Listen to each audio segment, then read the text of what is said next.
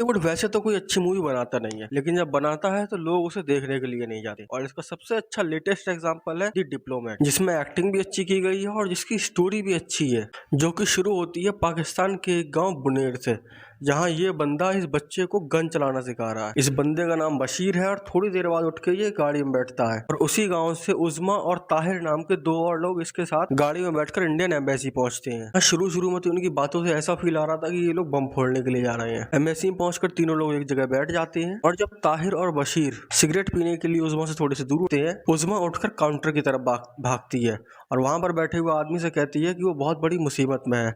वो एक Indian citizen है और पाकिस्तान के लोगों ने उसे जबरदस्ती यहाँ पर कैद करके रख रखा है।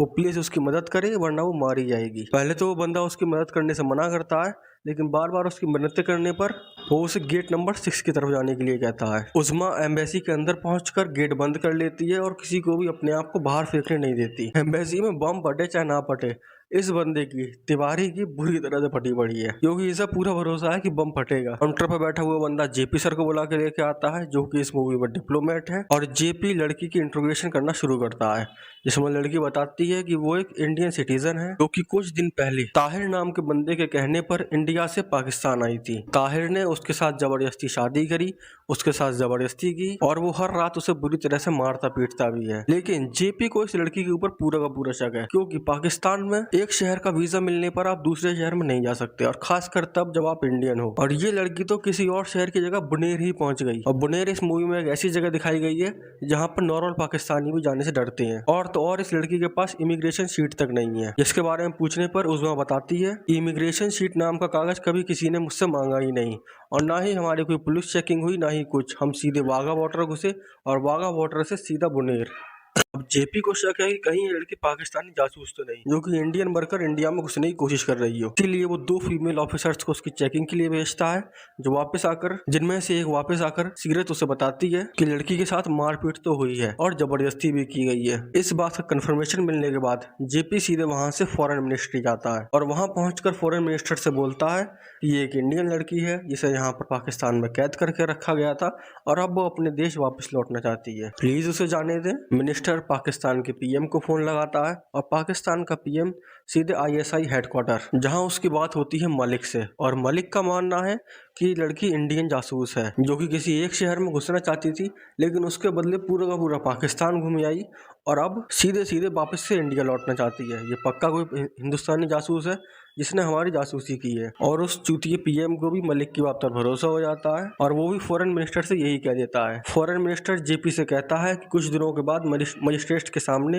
लड़की का बयान रखा जाएगा और उसके बाद लड़की को जाने की परमिशन होगी। एम्बेसी वापस पहुंचने के बाद जेपी तिवारी को ताहिर के ऊपर नजर रखने का काम सौंपता है और यहाँ सीरत को उज़मा के बैग से एक ब्लेड मिलता है। जेपी को शक है कि वो इस ब्लेड से खुशी करने की कोशिश कर रही थी या फिर किसी और को मारने की कोशिश कर रही थी। रात में जेपी को इंडिया के पीएम का फोन आता है और वो भी उससे यही कहती है कि ये एक बहुत ही सीरियस केस है, बात की इन्फॉर्मेशन मीडिया में लीक नहीं होनी चाहिए वरना बहुत बुरा हंगामा मचेगा, और ध्यान रहे कि किसी भी तरह की कोई भी कैजुअलिटी ना हो। उसी रात को वही हमारा आईएसआई वाला बंदा मलिक ताहिर के गांव बुनेर में ताहिर से मिलने के लिए जाता है और वहां पहुंचकर वो उसके कबीले वालों को सलाह देता है कि वो लोग प्रेस में जाएं। और सुबह तक ये खबर हर एक न्यूज़पेपर और न्यूज चैनल पर होती है कि एक आदमी को उसकी बीवी से मिलने से रोका जा रहा है, और वो भी सिर्फ और सिर्फ इस वजह से क्योंकि वो आदमी पाकिस्तानी है और लड़की हिंदुस्तानी। ताहिर मीडिया के सामने झूठी स्टोरी सुनाता है कि 1 तारीख को उज़मा अहमद इंडिया से पाकिस्तान आई और पाकिस्तान में अगर 3 तारीख को उन दोनों ने शादी करी। उसके कुछ दिन बाद उज़मा ने ताहिर से कहा कि उसका एक भाई इंडियन एम्बेसी में काम करता है, जिससे मिलने के लिए वो लोग इंडियन एम्बेसी गए।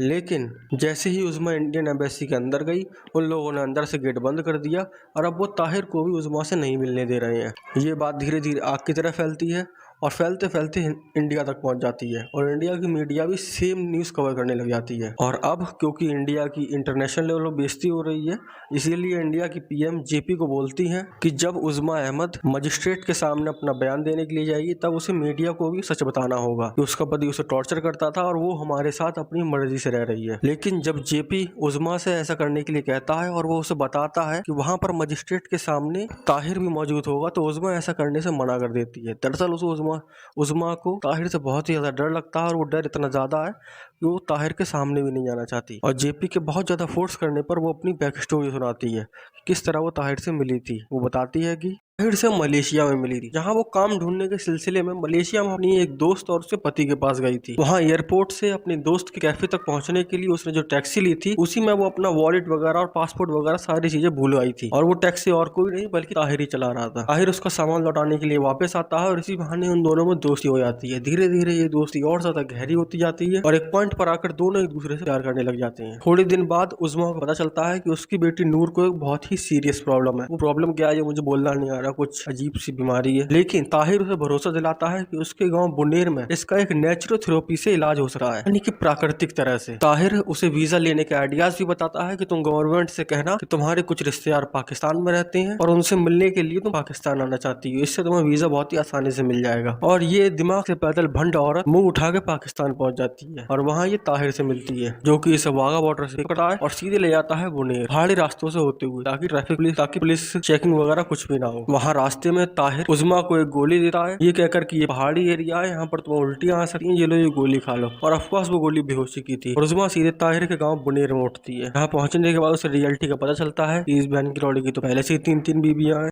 तीन तीन बीवियों से तीन तीन बच्चे भी हैं। वहाँ पर पहुंचने के बाद उज़्मा को ताहिर का असली रूप पता चलता है और जब उज़्मा वहां से जाने की जिद करने लगती है तो ताहिर उसे मारता है, पीटता है, उसके साथ जबरदस्ती करता है और यही सिलसिला 2-3 दिनों तक चलता रहता है। 2-3 दिन बाद उज़्मा को कुछ लोग खरीदने के लिए आते हैं। हाँ, आप लोगों ने बिल्कुल सही चुना है, खरीदने के लिए ही आते हैं, लेकिन उन्हें उज़्मा की एज ज़्यादा लगती है, इसीलिए उसे वहीं छोड़कर चले जाते हैं।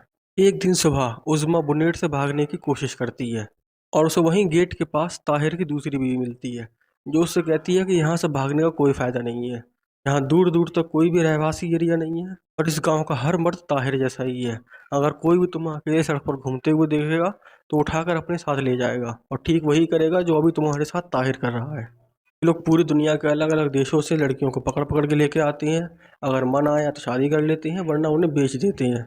उज़्मा उससे उसका फ़ोन मांगती है और अपनी मलेशिया वाली दोस्त को फ़ोन लगाती है, जो उसे सलाह देती है कि उसे इंडियन एम्बेसी जाना चाहिए, इंडियन एम्बेसी वाले ज़रूर उसकी मदद करेंगे। अगले दिन उज़्मा और ताहिर की शादी होती है, जो कि उज़्मा की मर्जी के बिल्कुल खिलाफ थी।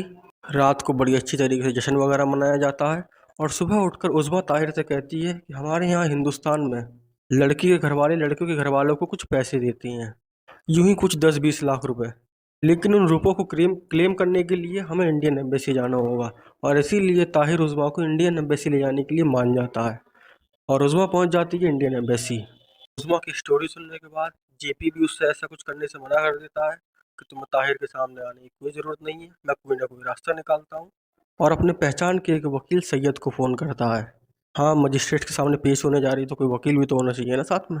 अगले दिन जेपी ताहिर और बशीर को इंडियन एम्बेसी बुलाता है, ये कहकर कि वो उन्हें उज़्मा से मिलवा देगा और उज़्मा को पीछे वाले गेट से बाहर निकाल देता है और वकील के साथ कोर्ट भेज देता है। यहाँ ताहिर और बशीर जेपी के साथ बातों में उलझे रहते हैं और वहाँ उज़्मा का मजिस्ट्रेट के सामने बयान और प्रेस के सामने सवाल जवाब भी पूरे हो जाते हैं। जब ताहिर इंडियन एम्बेसी से निकल के बाहर आता है तब उसे पता चलता है कि उसका तो पूरी तरह से चूतिया ही कट गया।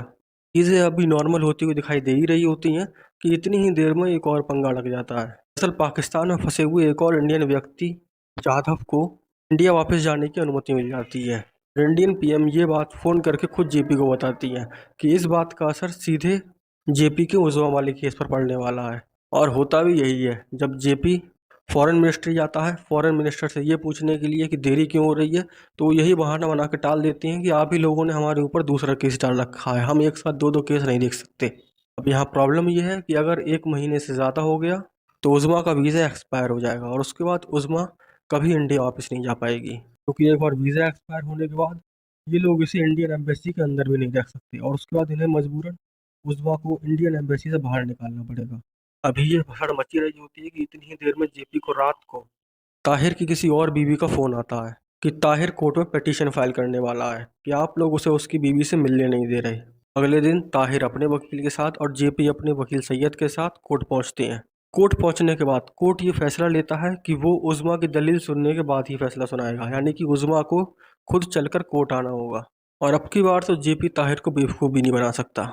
एम्बेसी वापस जाने के बाद जब जेपी ये बात उज़्मा को बताता है तो वो डर जाती है और इतनी बुरी तरह डर जाती है कोर्ट जाने से ही मना करने लगती है। तभी जेपी उसे एक कहानी सुनाता है कि यहाँ से पहले मेरी पोस्टिंग काबुल में थी, अफगानिस्तान। और ऐसे ही एक आम दिन जब मैं एम्बेसी में गया तो वहाँ पर किसी टेररिस्ट कम्युनिटी के द्वारा बम ब्लास्ट कर दिया गया। अफगानिस्तान में मेरे पास सब कुछ था, फ्रीडम ऑफ मूवमेंट वगैरह, और वो इसके जितना क्रिटिकल देश भी नहीं था, लेकिन मैंने वहाँ पर कनेक्शंस नहीं बनाए थे। लेकिन पाकिस्तान में ऐसा नहीं है, इसीलिए मेरा यकीन रखो और मेरे साथ कोर्ट चलो, वरना इस लड़ाई में तुम्हारी और मेरी दोनों की हार होगी। उज़मा जेपी की बात मान लेती है और कोर्ट जाने के लिए तैयार हो जाती है। जिस दिन वो लोग कोर्ट के लिए निकलते हैं उसी दिन आईएसआई वाले बंदे मलिक के कहने पर बशीर और ताहिर बहुत सारे लोगों को इकट्ठा कर कर जेपी की गाड़ी को रास्ते में ही घेर लेते हैं। लेकिन जेपी सीधे फॉरेन मिनिस्टर को कॉल लगाता है कि अगर लड़की को कुछ भी हुआ तो अगली गोली इंडिया की तरफ से चलेगी। और फॉरेन मिनिस्टर पीएम को फ़ोन लगाता है और पीएम मलिक को फ़ोन लगाता है। और मलिक जो कि वहीं पर मौजूद है, बशीर को बुलाकर उन लोगों को वापस जाने का ऑर्डर्स देता है। और इस तरह उज़मा सेफली कोर्ट तक पहुंच जाती है। कोर्ट में उज़मा की गवाही होती है और उज़मा की गवाही होने के बाद कोर्ट फैसला लेता है कि उज़मा अपने देश हिंदुस्तान वापस जाएगी, और वो भी जल्द से जल्द। अब क्योंकि उज़मा ने तो कोर्ट को वापस जाने का फैसला दे दिया है, लेकिन ताहिर ऐसा नहीं चाहेगा, इसीलिए जेपी सोचता है कि क्यों ना उन लोगों को चौंका दें। वो लोग सोच रहे होंगे कि हम लोग कल निकलेंगे और क्यों ना हम लोग आज रात को ही यहाँ से निकल लें। देखो, तुम लोग ये चौंक रहे होगे कि क्यों ये लोग इसे एयरलाइन से लेके नहीं जा रहे हैं, क्यों उन्हें रोड से जाने की खुजली है। तो उसका रीज़न ये है, अब मुझे नहीं पता कि सच है या नहीं है, लेकिन जो रीज़न मूवी में दिया गया है वो ये है कि आप इंडिया से पाकिस्तान में जिस तरह से घुसते हैं, आपको पाकिस्तान से इंडिया भी उसी तरह से वापस आना होगा। अगर आप पानी के सहारे आए हैं तो आप पानी के सहारे ही वापस जाएंगे, अगर आप बाय रोड आए हैं तो बाय रोड ही वापस जाएंगे, और बाय एयर आए हैं तो बाय एयर ही वापस जाएंगे। इसीलिए उज़मा को वाघा बॉर्डर से होकर ही वापस जाना होगा। आधी रात को ट्रैवल करने की वजह से उन लोगों को पुलिस की केवल 2 ही गाड़ी मिल पाती हैं, और वो भी अपने अपने जोन के हिसाब से चेंज होती रहेंगी। मलिक ताहिर से कहता है कि वो अपनी बीवी को वापस ले आए, और इसमें वो उन लोगों की पूरी तरह से साथ है। रास्ते में ताहिर अपने गांव वालों के साथ जेपी और उज़मा की गाड़ी को घेर लेता है और उज़मा को मारने की कोशिश करने लगता है। जेपी तुरंत इंडिया के पीएम को फ़ोन लगाता है, और इंडिया की पीएम पाकिस्तान के पीएम को, और उससे कहती हैं कि अगर शाम तक ये लड़की हमारे गांव वापस नहीं पहुंची ना, तो इतना बम मारेंगे, इतना बम मारेंगे कि पूरा पाकिस्तान धुआं धुआं हो जाएगा। और पाकिस्तान की पीएम की बुरी तरह से फट जाती है, और वो मलिक को फ़ोन लगाता है कि लड़की को जाने दो वरना जंग होगी। और मलिक सीधे बशीर को फ़ोन लगाता है, लेकिन बशीर अब किसी की भी सुनने के मूड में है ही नहीं। उन लोगों को तो बस बदला चाहिए। लेकिन अब क्योंकि आईएसआई और पाकिस्तानी गवर्नमेंट का सपोर्ट ताहिर और बशीर के ऊपर से हट चुका है, इसीलिए जो पुलिस की गाड़ियाँ इतनी देर से नल्ली खड़ी हुई थी, वो लोग ताहिर और बशीर के ऊपर शूटिंग करना शुरू कर देते हैं। और थोड़ी देर चली चेस के बाद फाइनली उज़मा और जेपी बाघा बॉर्डर पहुंच जाते हैं। वहाँ पहुंचने के बाद मलिक कागजी कार्रवाई में कुछ देरी करके उन्हें वहाँ रोकने की कोशिश करता है, लेकिन उसकी वो कोशिश भी असफल रहती है। और फाइनली उज़मा अहमद अपने देश इंडिया पहुंच जाती है, और मूवी का एंड हो जाता है।